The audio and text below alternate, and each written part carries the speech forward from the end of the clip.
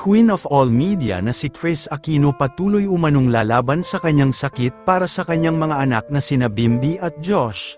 Ngayong hapon ng Biyernes August 22 ay muling nagbahagi ang aktres na si Kris Aquino sa pamamagitan ng kanyang Instagram account ng kanyang panibagong health update kung saan ay makikita na sumailalim muli ito sa ilang lab tests at patuloy pa din ang gamutan. Sa naging caption naman ni Kris Aquino sa naturang posts ay sinabi nito na habang isinusulat niya nga daw umano ito ay hindi niya mapigilan ang maluha dahil naalala niya ang kanyang yumaong ina na si Cory Aquino kung saan ay lumaban din sa sakit noon at never nila itong narinig na nag-complain sa kanila.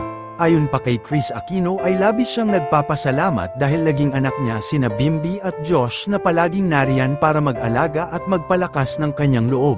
Aniya pa ay kung hindi dahil sa kanila ay matagal na umano siyang sumuko dahil sila na lang ang dahilan para patuloy pa siyang lumaban sa kanyang sakit. Narito ang kanyang naging caption, aniya. This was ready to be posted yesterday but while writing my caption I kept falling asleep. I asked my team of doctors to please get my surgical procedure done before August 21.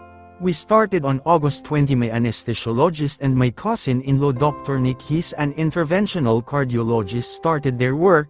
I remember being transferred to another cardiac operating room for my port a cath and I was back in my room before 12 midnight. Sorry Cinderella.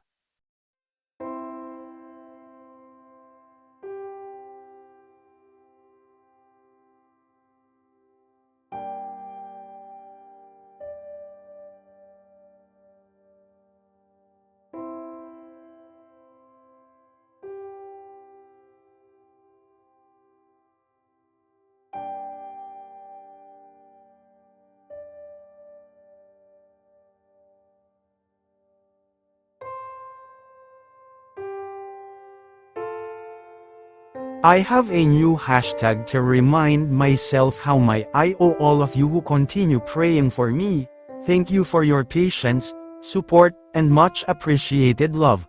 Laban Kris.